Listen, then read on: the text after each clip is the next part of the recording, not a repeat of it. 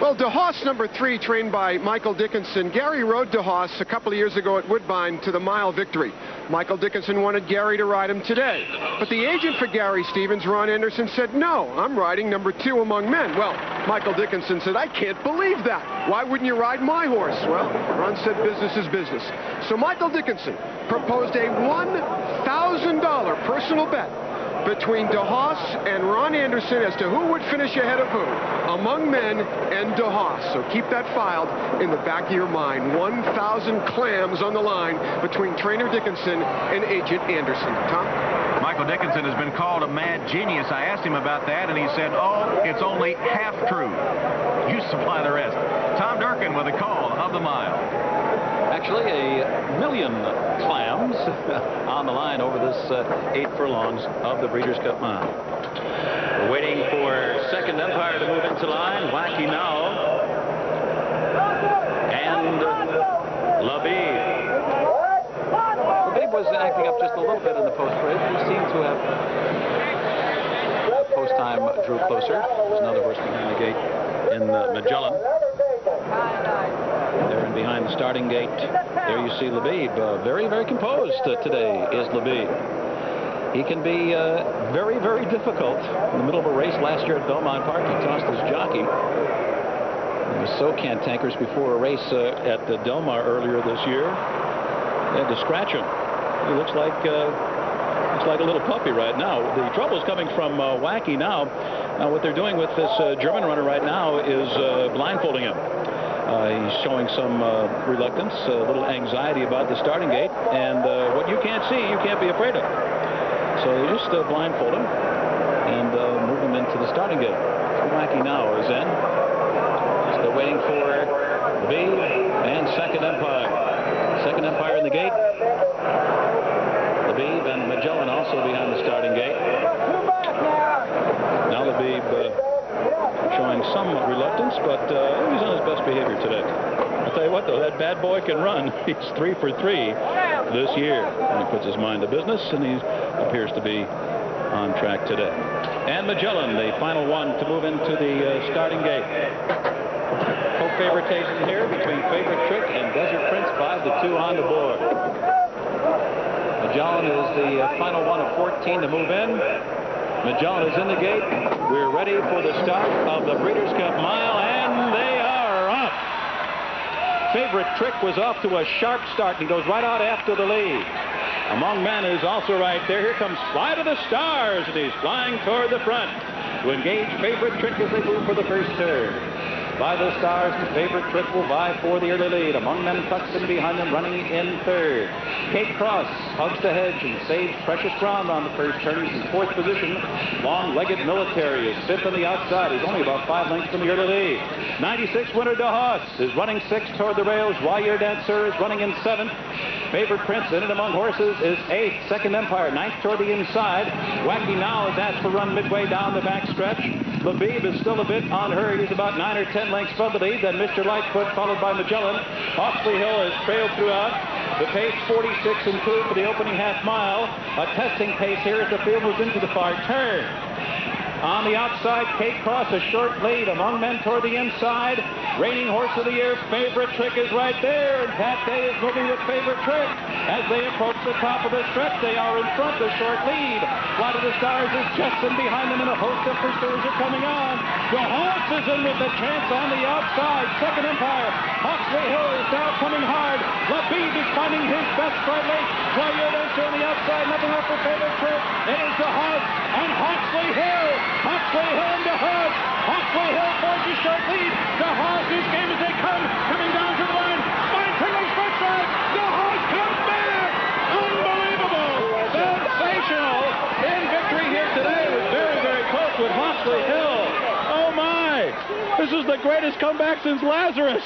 He had one race in 2 years. The winner of the 96 mile comes back, and it is an apparent victory. It looked like he got it over the narrowest of margins from a game Hawksley Hill. What a story, DeHaas. Ridden by John Velazquez. We said Michael Dickinson was a mad genius. How in the world can you have this horse ready with one race in 2 years to come back and win his second Breeders' Cup Mile? He was all out, holding off Hawksley Hill and Alex Solis. On the inside, DeHaas, outside Hawksley Hill. As they come to the finish line, DeHaas just with a nostril in front. Here's the line. It is going to be DeHaas holding on to win it over Hawksley Hill. What a tremendous race. Here we see it again. DeHaas wins the Breeders' Cup Mile in '96 at Woodbine. Does not race until a month ago and comebacks to win his second mile. And Greg McCarron, unbelievable. John Velazquez with the ride. Okay, John, congratulations. Boy, what a game effort from DeHaas.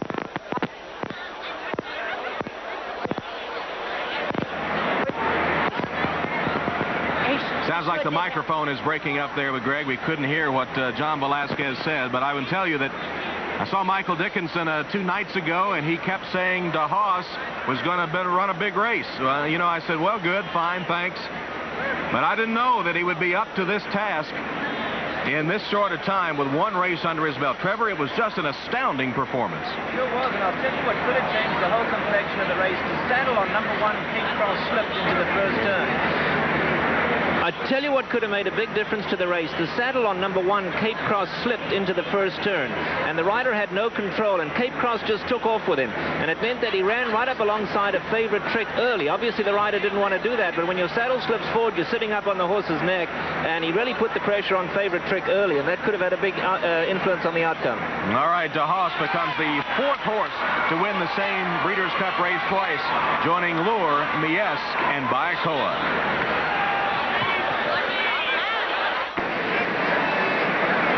Here are the results in the Breeders' Cup Mile. DeHaas paying $25.20. Hawksley Hill second, Labib third. That exacta 3.9 paid to $377. DeHaas was 13th in the sprint in 1995, winner of the mile in 1996 and 1998. John Velazquez getting his first Breeders' Cup win, and he's with Mike Battaglia. John, what a thrill, your first Breeders' Cup win. Yeah, it's unbelievable. I mean, Mr. Dickinson told me this horse was going to be ready for today, and he sure was ready for today. Let's take a look at the replay here, and tell us about the trip that you got. Here's DeHaas right here. Take a look at him. I had a perfect trip, whatever I wanted to, you know, and I might have let it go a little too soon here on the quarter pole. He wanted me to wait a little longer than that, but he was just right there doing it so easy, so I thought I would just go on with him, though, you know, and he kind of took the lead. He kind of waited him a little bit, but when the other horse came by him, I actually went, put the head in front of him, and he came back and fought back, and he sure has a lot of class. He really does. He looked like you were beat here by Hawksley Hill, and Bob Newmar's over there with the Hawksley Hills rider, who's Alex Solis. Alex, take a look at this. Well, heartbreaker. That horse is a very game horse. I put it head in front of him, and I thought I had a run already, but he came back and beat us. I was very happy with my horse's performance. This is a heartbreaking story. This guy has been the leading rider in California, has never won a Triple Crown, has never won a Breeders' Cup race. Very emotional right now. He thought he had it, and Johnny, you beat him at the wire. Johnny just came back on That's what it is. I got to say happy birthday to Angel Cordero. He's my agent. He's back in New York watching the races. Angel, happy birthday. He'll be proud of you. Tom? Tough luck, Alex. All right, Mike, and good riding and a wonderful training job by Michael Dickinson. One of the all-time training jobs. You know, he is a bit of a character, as we said, and he got out to walk the turf course in 1996 at Woodbine. He walked it, and he was trying to gauge how much give there was, and he had a penetrometer, but he wanted to further gauge, so he had Joan Dickinson, Joan, his girlfriend, wear some stiletto heels. She had to rush out to buy them to see how far she would sink into the turf. Well, that was a tradition after DeHaas won in '96, so Joan had to get the heels here again in Louisville and go out and test the turf course again, and the tradition holds true as Joan Wakefield and Michael Dickinson score again in the Breeders' Cup Mile. Official order finish. DeHaas, Hawksley Hill, and Labib. Flight of the Stars was up close early. Joyeux Danseur could manage only 7th. Favorite Trick set the early fractions, then faded to 8th. And Desert Prince, Europe's best miler, finishing a surprising 14th and last.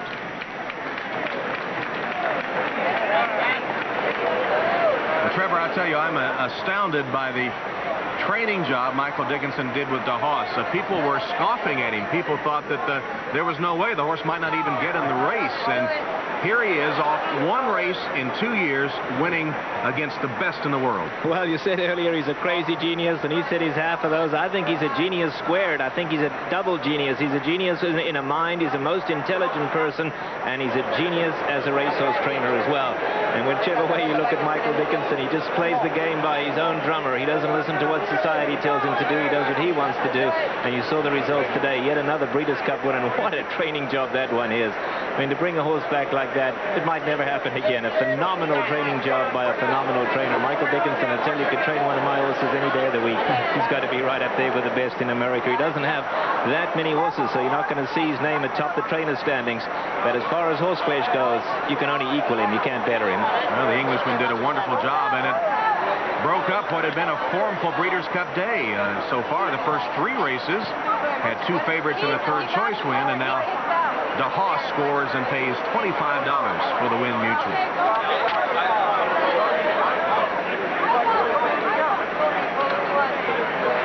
And DeHaas will walk back to the stable area, get a well-deserved bath. Michael Dickinson will be back. He has a horse in the turf in Catawayo.